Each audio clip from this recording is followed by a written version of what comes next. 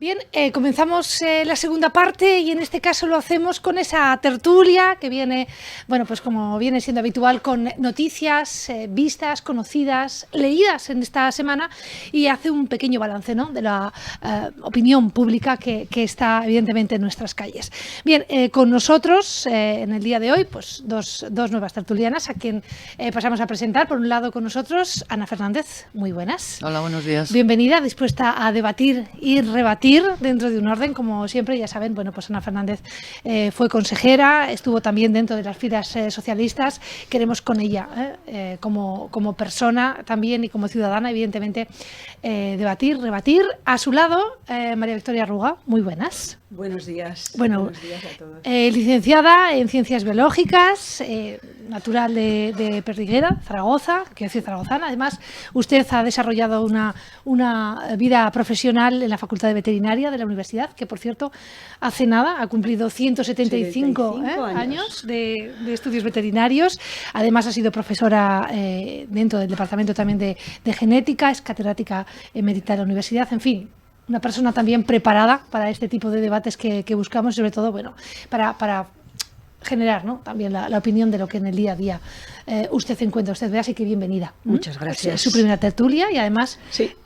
Bueno, pues va a ser una experiencia al lado de Ana. En el programa con Ana. Sí, encantada de tener una persona también reconocida, bueno, ¿no?, con ese currículum, ¿no?, de la universidad, pues, fundamental.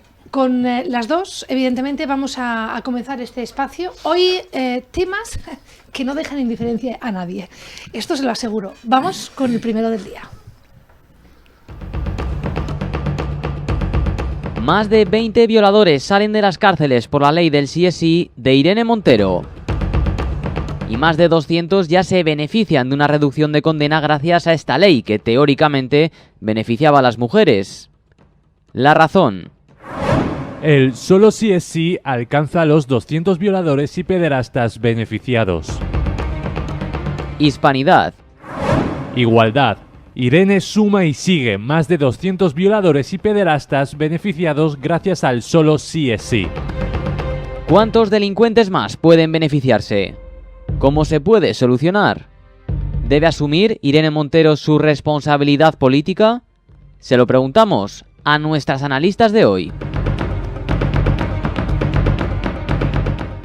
Es el primero de los temas que hoy lanzamos, la ley de solo sí es sí. Y lo hacemos ahora, fíjense, aparte de porque ha sido, bueno, pues motivo también de titulares, porque ya lleva un tiempo en vigor y yo creo que ya existe también pues una capacidad, una noción para sacar propias conclusiones.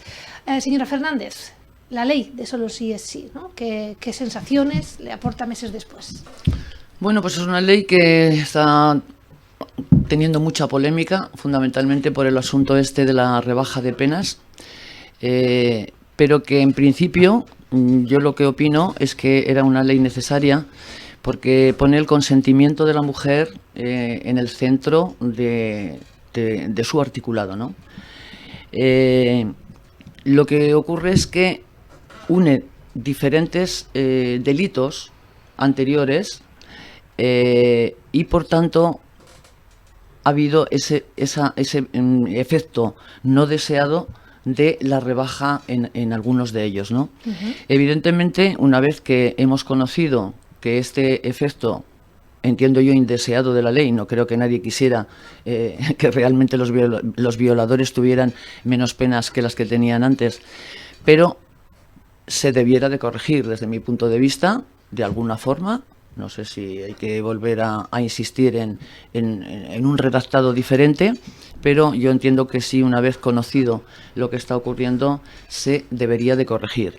Y por lo tanto, pues la ministra debiera de escuchar a todas aquellas personas, entidades que están bueno, pues intentando que realmente haya una rectificación en este sentido. Uh-huh. Dejando claro, como digo, que es una ley necesaria y que es una ley que beneficia a muchas mujeres y que les tiene, cubre aspectos que las anteriores leyes no cubrían. Uh-huh. Señora Ruga.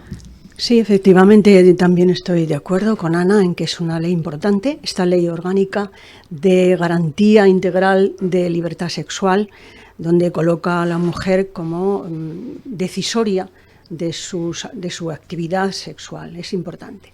El problema está, efectivamente, como ha señalado Ana Fernández, el problema está en que se ha asociado o se ha unido los dos delitos, el abuso sexual con la agresión sexual, que antes, anteriormente, pues judicialmente estaban separados, con lo cual cada uno de ellos tenía su culpabilidad y su carga. Al unirlos, claro, lógicamente, el juez tiene que devengar en que tiene que poner menos culpa, menos carga a los que han cometido abusos sexuales y los que han hecho una agresión sexual. Y eso estoy de acuerdo también en que habría que corregirlo, efectivamente, porque si no será una pena que todas estas personas que han rebajado su pena, siendo que la tenían ya, pues eso es muy lamentable. Y sobre todo hay que tener en cuenta a las víctimas que han sufrido esas agresiones y esos abusos. Tienen que estar ahora, como lógicamente lo están, preocupadas, asustadas y con gran miedo. Una ley nunca puede crear miedo al ciudadano, al revés, una ley tiene que estar para apoyarle y ayudarle. Si la ley, del solo sí es sí, no tenía mala intención, pero no está bien redactada, que esto es algo que ha contado, o al menos es una de las declaraciones textuales de Manuela Carmena. ¿Qué deberían de hacer ahora? ¿Se deberían de tomar también medidas a nivel legislativo? ¿Debería el Gobierno pues reconocer que no está bien redactada e impulsar otra, propiciar otra? Esto que estoy diciendo yo es una locura. A 6 meses de elecciones o un año de electoral no toca, señora Fernández. Yo creo que no hace falta impulsar otra ley distinta. Si lo único que estamos viendo que realmente no está cumpliendo su objetivo es en este caso, ¿no? En el de la pena que se impone a los maltratadores, a los violadores, y por lo tanto yo pienso que se puede hacer una rectificación. En el Congreso de los Diputados sabrán cómo hacerlo, y es que en el boletín oficial nos encontramos todos los días rectificaciones, ¿no?, de leyes y de diferentes acuerdos. No creo que haya mayor problema en conseguir de alguna forma rectificar eso en una ley que, como digo, es muy positiva. Señora Arruga, ¿deberían de modificar, de rectificar, de cambiar? Sí, yo creo que estoy de acuerdo en que tiene que resultar muy fácil hacer una enmienda a la ley y corregir ese pequeño traspiés o pequeño defecto que se ha introducido. Y cuando se ha visto y además se ha podido comprobar, pues estaría muy bien que eso se retrotrayera y se volviera a corregir y tener en cuenta las dos culpabilidades. No es lo mismo abuso sexual que agresión sexual.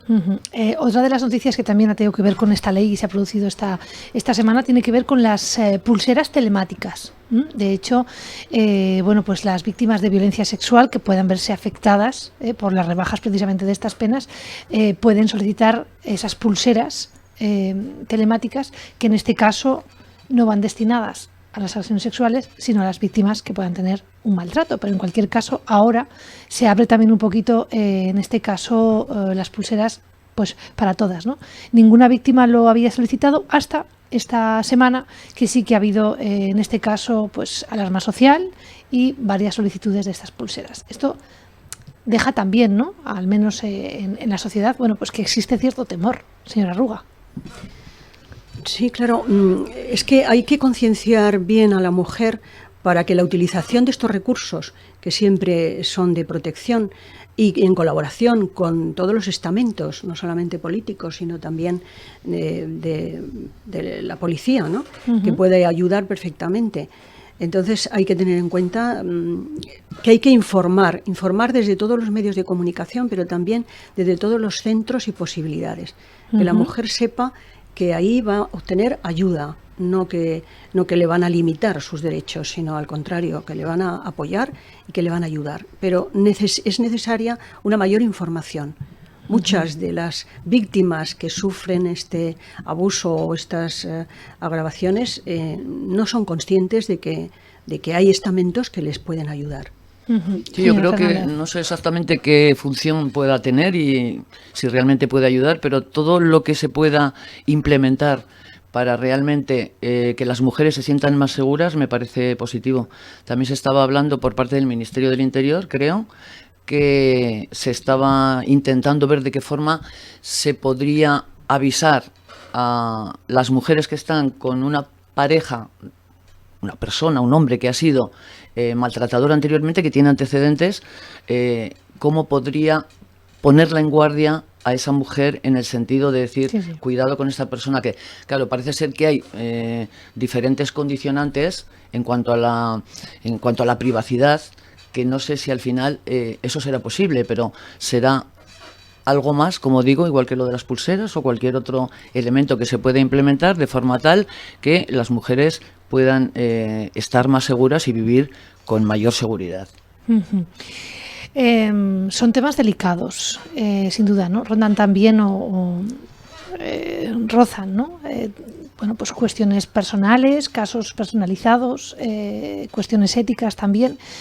¿Ustedes creen que la ley del sí es sí, la ley del solo sí es sí, va a ser también argumento para las campañas electorales? ¿Va a formar parte de un argumentario a favor o en contra? Vamos a empezar a leer titulares, bueno, pues eso, ¿no? que destaquen en estos próximos meses. Lo digo también un poco porque los oyentes y los telespectadores sean conscientes de que esto es una realidad, ¿no? Y se puede también jugar con esa ley, se puede también jugar con esos titulares. Señora Fernández. Hombre, yo creo que ya estamos en campaña electoral, ¿no? Ya estamos escuchando diferentes mensajes, sobre todo de partidos de derechas, que realmente están poniendo no solo fundamentalmente el acento en este efecto indeseado, ¿no?, que hablábamos de la ley, sino que solo hablan la ley a su nivel de información a la sociedad, es simplemente eso, ¿no?, que se está soltando, que se le está rebajando la pena a los violadores. Por lo tanto, en ese sentido, yo creo que sí que para los partidos de derechas han encontrado ahí un filón que me parece lamentable, porque considero que con este tipo de cuestiones no se debiera de hacer política, pero de hecho se hace, ¿no? Y por supuesto que en la campaña electoral mucho me temo, y como digo, no hay que esperar mucho porque ya ha empezado la campaña, de que este es un tema que sí que se vaya a utilizar. Fíjense que yo precisamente pregunto estas cuestiones porque si algo queremos con este espacio precisamente es esto, ¿no? Es capacidad de discernir dónde está el titular sensacionalista y dónde está la opinión, en este caso de aquellas personas formadas que han estado dentro de la política o fuera de ella, desde la comunidad del saber, y que precisamente viene a esto, ¿no? A aportar una opinión clara, limpia, un poco pues llana, ¿no? Señora Arruga, ¿usted también cree que esto puede ser un argumentario político? Sí, bueno, de hecho la oportunidad con que la han sacado, ¿no? Justo en el último año en que ya se venían y se avecinaban las elecciones. La verdad es que tengo que decir que los políticos utilizan todos los recursos que pueden. Esta ley se podía haber sacado hace tiempo y se ha sacado justo pues unos meses antes de las elecciones, ¿no? Entonces, tanto unos partidos de derechas como de izquierdas como de centro, todo el mundo, los políticos aprovechan siempre la coyuntura en que va a haber elecciones, y ahí parece que se ponen con una actividad frenética para que ya los ciudadanos vayamos tomando partido hacia unos o hacia otros. Pero eso el ciudadano también se da cuenta. Porque justo en este momento pues aparecen una serie de leyes que ponen ahí en entredicho y los ponen ahí en el escenario para que se escuchen y se vean unos y otros. Es una oportunidad política. Y entonces eso sí que el ciudadano lo lamenta, ¿no? Que justamente no piensan en el ciudadano, sino que están pensando más en sus elecciones y en el momento oportuno para ir sacando las leyes. Esto sí que nos damos cuenta, el ciudadano de a pie. Bueno, pues agradezco las declaraciones de las dos, agradezco también la opinión de cada una. Vamos a seguir con otro tema que no sé yo si tendrá o no de electoralista, pero que sin duda ha dado la vuelta también al país esta semana. Vean. El drama del aborto aterriza de nuevo en la política española. La Razón. El protocolo del latido fetal de Vox enfurece a la izquierda. El Español. Ninguna autonomía ofrece a las embarazadas oír el latido del feto como quiere Vox en Castilla y León. ¿Qué hay detrás del apoyo o el ataque hacia esta medida? ¿La defensa de la vida o una estrategia política? ¿Tiene sentido esta propuesta? ¿Se trata de información, como señalan sus defensores, o coacción, como aseguran sus detractores? ¿Evitaría abortos? ¿Qué opinan nuestras invitadas? Pues así comenzábamos la semana, Mañueco sofocando el incendio del plan antiabortista, que además llevaba también un requerimiento del Gobierno de España. Bueno, ¿qué piensan ustedes de esta noticia? Señora Arruga, comenzamos por usted.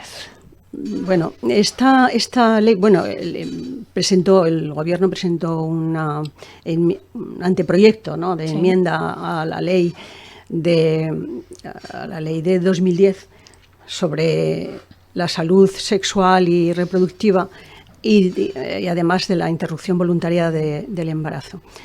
Nuevamente, lo que decíamos antes, ¿no?, vuelven a colocarla en unos meses previos a las elecciones para crear esta situación, ¿no?, de conflicto y de interés para que el ciudadano a ver si despierta.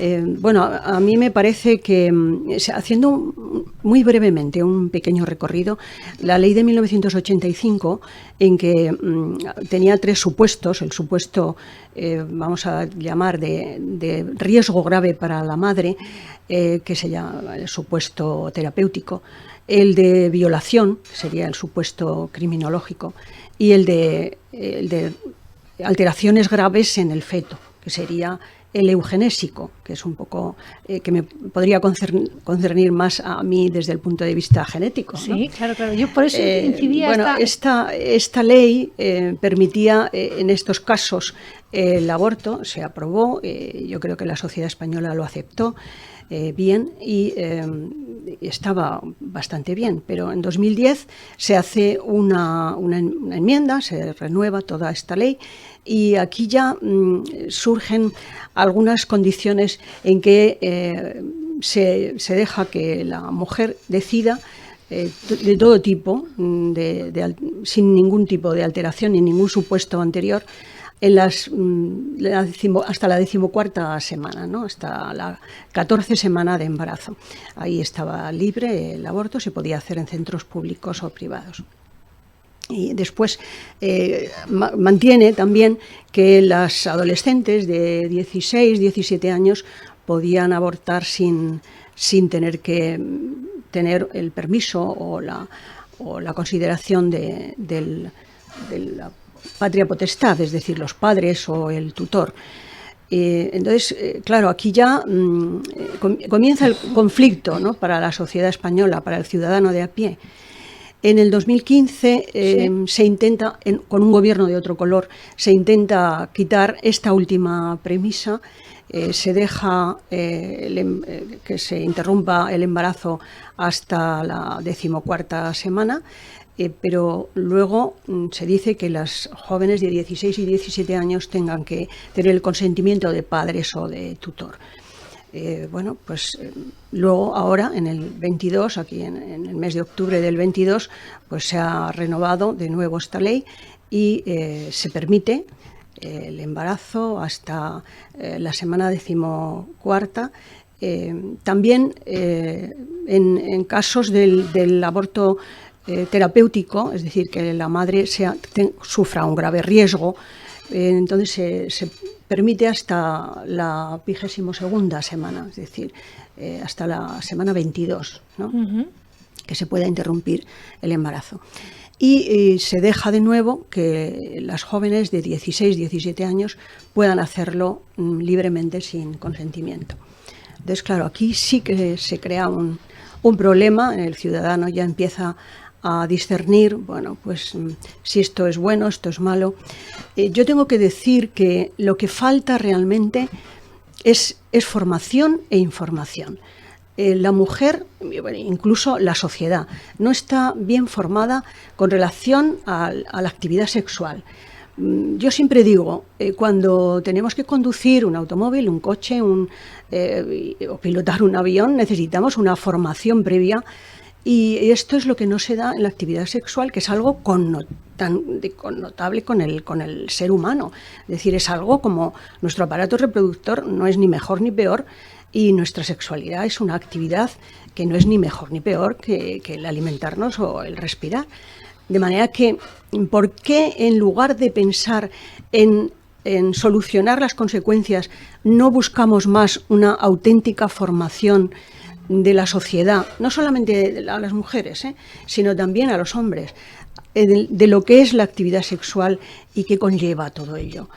Porque, bueno, me podéis decir, en los colegios ya se informa, ya los niños desde muy tierna edad ya tienen una formación, pero en los colegios se da una formación fisiológica.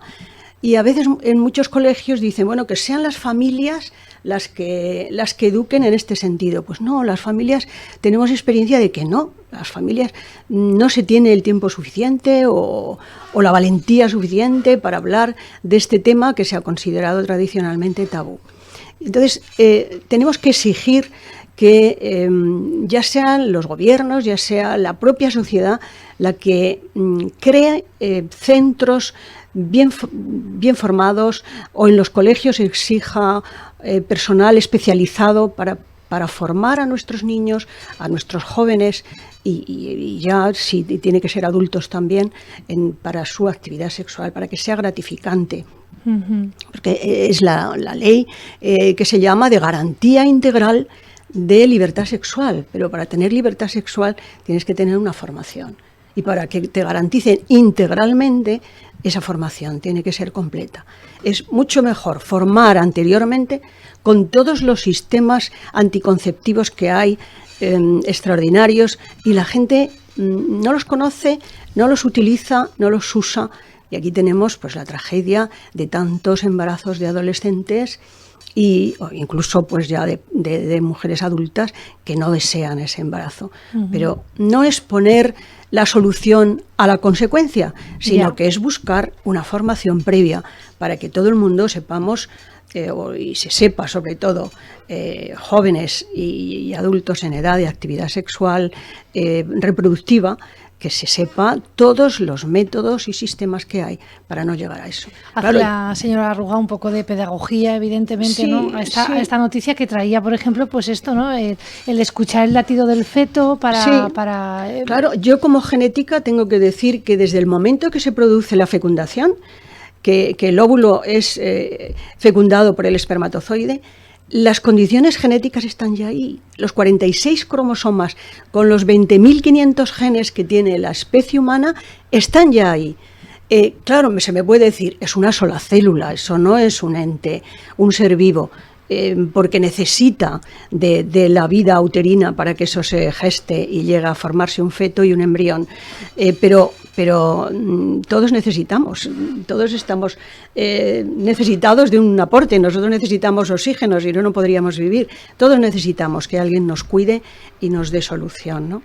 Señora Fernández, opinión, sí, ¿no? Al final también de usted con esta noticia que al final deja pues a ver, yo estando de acuerdo con la importancia de la formación y la educación, precisamente para poder evitar en determinados casos o en muchos casos el que una mujer tenga que ir a interrumpir su embarazo, a abortar, entiendo que luego hay circunstancias y situaciones muy tremendas que evidentemente llevan a que una mujer no quiera ser madre en ese momento, no pueda, tenga dificultades y cumpliendo con la legislación vigente, que ya tiene unos cuantos años y hasta ahora nadie, por lo menos en este sentido, había dicho nada. Yo creo que sí que hay consenso social en ese sentido, porque no solo esas reglas, esa ley con esas características la tenemos en este país, sino en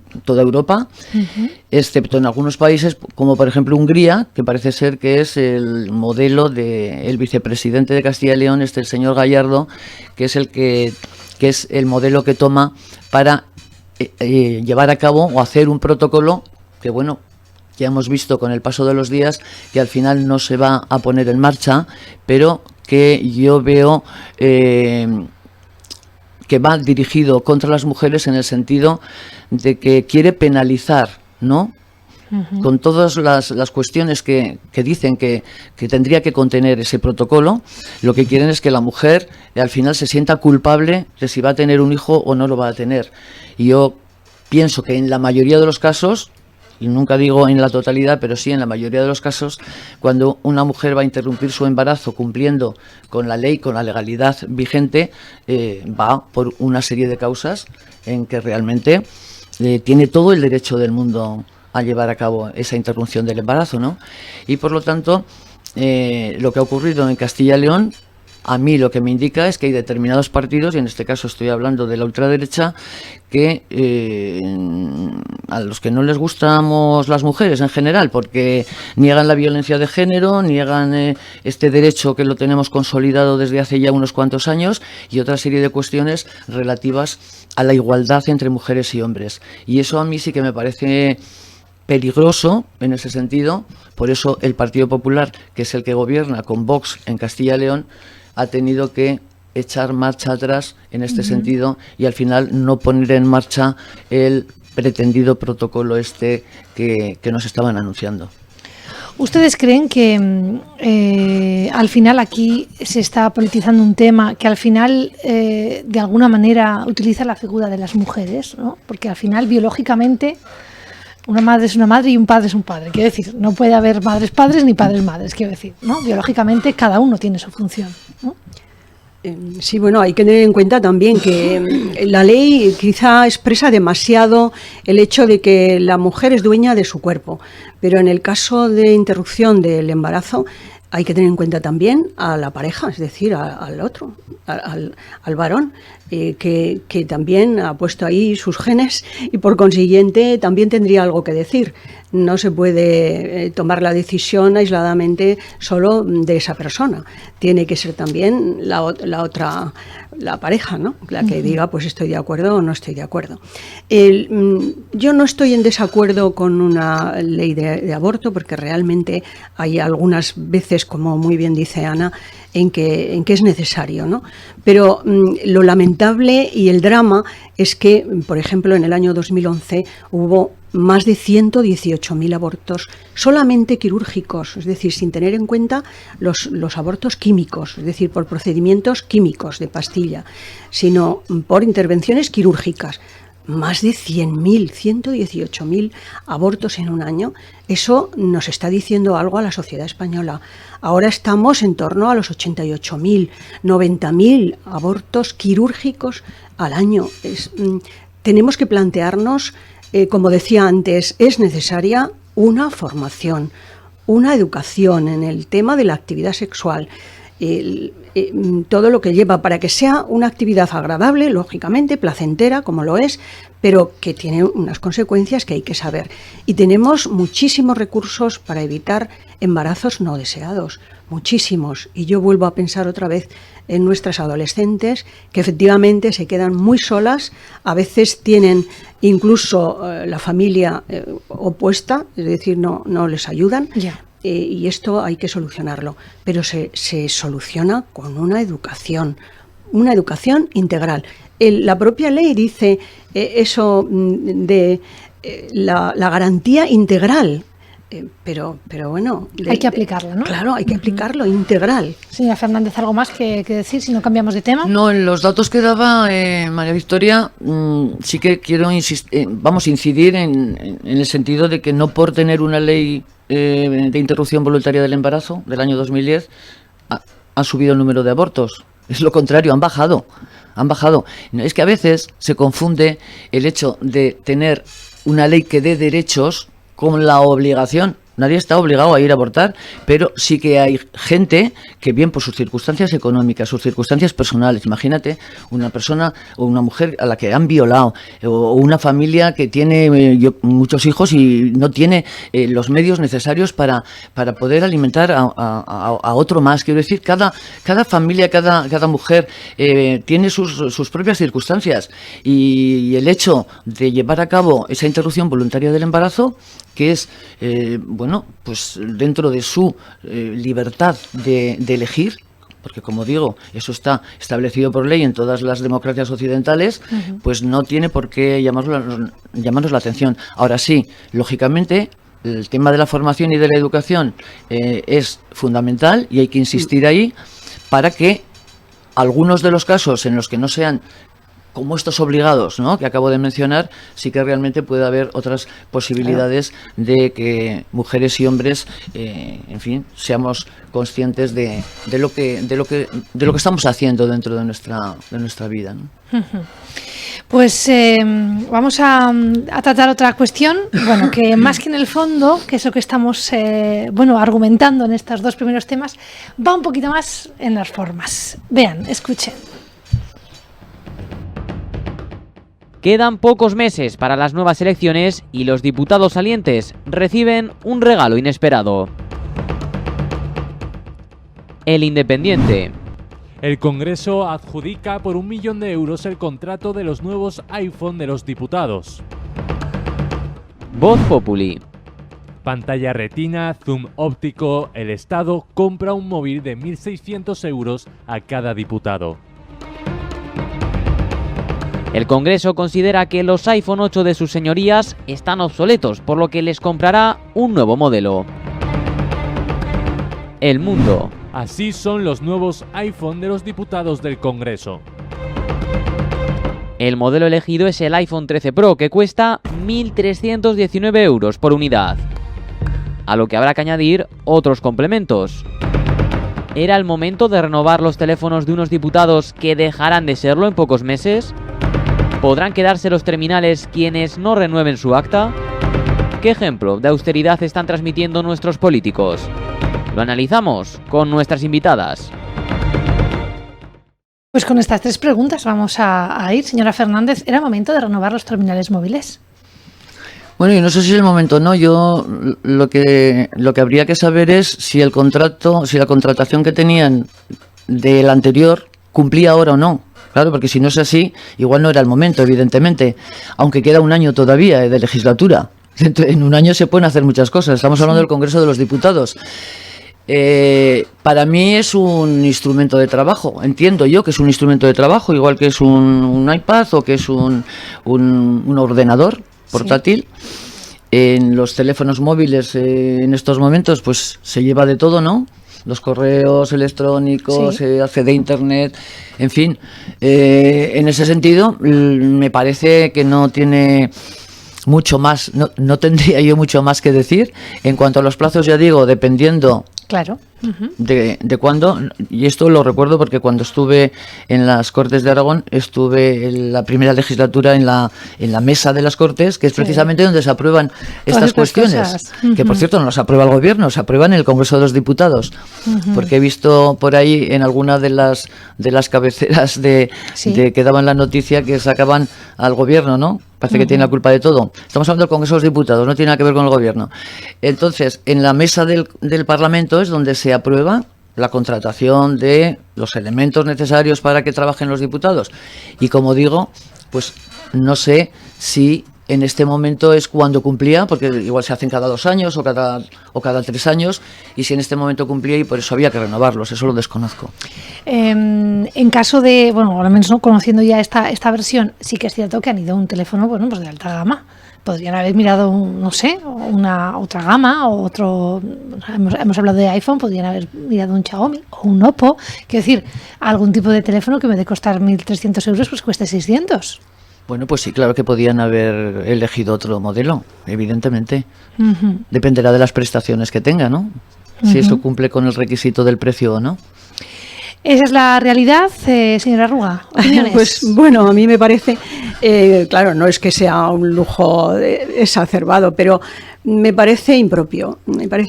Yo, si retomo las consideraciones del del ciudadano de a pie, pues estamos viendo a los políticos como la nueva aristocracia, la aristocracia de la sociedad española en el siglo XXI, porque tiene una serie de privilegios que el ciudadano de a pie no tiene. Yo llevo un iPhone 8 desde hace años y utilizo no solamente, como muy bien dice Ana, el correo electrónico, la agenda, incluso pago con él, mi tarjeta Visa también va incluido ahí y me sigue funcionando perfectamente y no voy a cambiar hasta que no se tenga problemas con él. Entonces no veo la necesidad de que de 700 y pico, 800 y pico teléfonos móviles con sus tablets y tengan que cambiarse así de golpe, porque habrá algunos que les funcionarán de maravilla.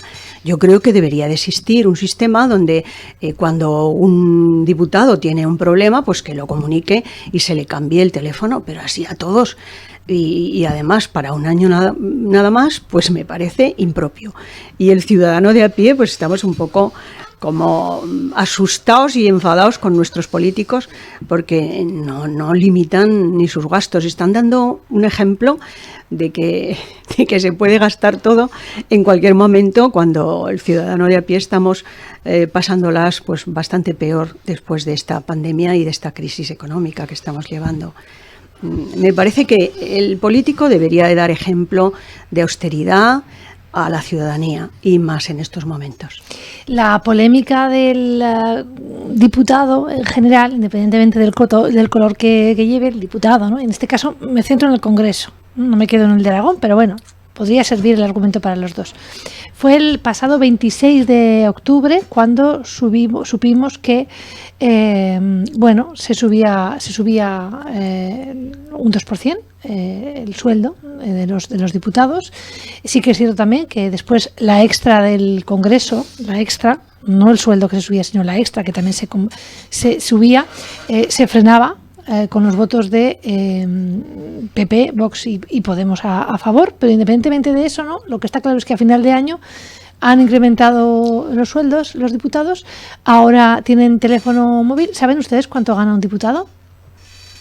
Pues yo lo he buscado. Yo he entrado en el portal de transparencia. 3.500 euros. Casi. Se rigen por el artículo 8.02 del reglamento del Congreso, o sea, tienen su propio reglamento, como aquí los diputados aragoneses. 3.050 euros brutos al mes, a donde se suman ahí ya luego pues franquicias, indemnizaciones, gastos, representación, portavocías, quiero decir. Pero aparte, yo no sé, pero 3.000 euros en la universidad no lo cobra un postdoc. No, y tampoco un profesor de primaria ni de secundaria, no, desde luego que no. Quiero decir, y a lo que yo voy, evidentemente, estamos siendo incoherentes entre lo que vemos y contamos. ¿Es el gran fracaso del siglo XXI o de la forma de hacer política en España y en Europa? ¿Esa incoherencia? ¿Me puedo equivocar? No lo sé. Señora Arruga, ¿qué piensa usted? Sí, yo pienso que sí. Como decía anteriormente, el político debería de ser un modelo para el ciudadano, un modelo de austeridad, de organización, me gustaría que lo fuera, ¿no? Porque así tendríamos un poco más de cercanía con ellos. Y les vemos, yo lo veo, tal como lo siento, lo digo, ¿no? Les vemos en otro estamento, como decía antes, es la aristocracia del siglo XXI, porque tienen muchísimos privilegios. Y luego, claro, me pueden decir, bueno, cada 4 años se les evalúa. Sí y no, porque se evalúa a los líderes, pero el resto no se les evalúa. Considero que sí, que se están pasando nuestros políticos. Muy importante su opinión, señora Fernández, al menos para una servidora, sobre todo porque usted ha sido juez y parte, quiero decir, ha sido política, ha sido consejera, sabe también de la necesidad de tener ciertas prestaciones. Bueno, cuando una persona representa una institución, está dirigiendo, gestionando políticas y fondos públicos, quizás tener un teléfono es necesario, quizás tener un complemento, un gasto extra, por ejemplo, como un chofer es necesario, no lo sé, ¿no? Aquí su opinión es importante. Bueno, pues es que el sueldo de los políticos en general, no podemos hablar de los políticos en general, dependerá también mucho de qué rentabilidad de ese político, porque claro, yo comparo el sueldo del presidente del gobierno de España con el vicepresidente, por ejemplo, del gobierno de Castilla y León, que no tiene funciones y que gana, creo que algo más incluso que el presidente de España, y me parece una barbaridad. Entonces, claro, hay que analizar eso, no se puede hablar en general de, sino un poco qué rinde, quién, ¿qué está haciendo para la ciudadanía? ¿Cuántas horas trabaja esa persona? Es que, claro, hay muchas diferencias entre unos y otros, ¿no? Yo en general no estoy en contra de esa situación, porque luego vas a la realidad y te encuentras con que lo que hablabas de la subida salarial, ¿no? La subida salarial es la misma que la subida salarial de los funcionarios. Siempre se ha hecho así. Cuando se sube el sueldo de los funcionarios, los políticos se suben el mismo porcentaje. De normal siempre se ha hecho así, ¿no? Entonces, claro, hay altos funcionarios que cobran los 3.500, no, los 4.000 euros. Por ejemplo, vete a ver sueldos, por ejemplo, en el Ayuntamiento de Zaragoza, de altos funcionarios, y verás que incluso un jefe de área cobra, es posible que más que un consejero del Gobierno de Aragón, y no sé si un consejero del Ayuntamiento de Zaragoza. Entonces, claro, hay que ponerse un poco, en lugar de generalizar, ver un poco cuál es la situación de la administración pública, para saber si realmente esa persona que está políticamente al cargo de un equipo de trabajo, ¿no?, donde hay directores generales y, como digo, jefes de servicio, altos técnicos que cobran ese salario, van a cobrar más que el político que está dirigiendo ese equipo, ¿no? Entonces, claro, esa es la situación, siendo que además se supone que ese político va a estar 4 años. Otra cosa es que repita, ¿no? Pero en principio es un trabajo, no es un trabajo continuado, ¿no? Lo cierto es que hay incoherencias. Y fíjense, en 2023 el Congreso subía un 2% del sueldo. La subida completa era de un 3,5%, pero se frenaba, como les digo, por esta extra. Sin embargo, el Senado sí que se ha subido un 3,5% el sueldo, gracias a la alianza del PSOE y el PNV, en este caso. Quiero decir, claro, ustedes dicen, ¿no?, siempre ha sido así. Ya, bueno, pues igual hay que dejar de ser así. No sé si ustedes lo piensan igual, señora Fernández. Sí, claro, eso habría que regularizar y realmente hacer un estudio. Pero si tienen autonomía como cámaras para llevar a cabo ese tipo de cuestiones, pues claro, en unos sitios se hacen y en otras no, dependiendo de lo que acuerden entre la mayoría de los que controlan la institución, ¿no? Se ha subido más el sueldo de los senadores que los diputados, en este caso, señora Arruga. Claro, es que sí, efectivamente son autónomos, ¿no?, para ellos decidir, y curiosamente el ciudadano ve que todos se ponen de acuerdo, tanto el partido de derechas como de izquierda, como de centro, todos se ponen de acuerdo para subirse el sueldo, y es un escándalo. Es un escándalo para el resto de la ciudadanía, porque claro, el dinero público se dijo en alguna ocasión que no era de nadie, y de eso nada. El dinero público es de todos los ciudadanos, que aportamos con nuestros impuestos y con todo lo demás, ¿no? Entonces, deberían de ser, vuelvo a insistir, modelo de austeridad nuestros políticos. Ya que están un tiempo, si están 4 años o 8 años, los que sean, pues en eso están haciendo un servicio público al bien común. Entonces, ese modelo de si el pueblo del resto de la ciudadanía lo está pasando mal, pues tú también apriétate un poco el cinturón, ¿no? Y confórmate con menos sueldo.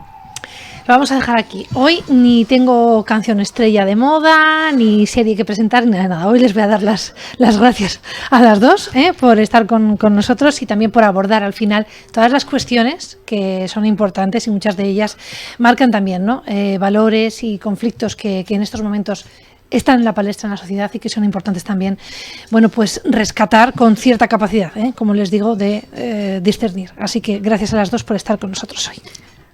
Muchas gracias a Ana, encantada de que haber sea la primera de muchas contigo. veces, señora Arruga, claro que sí.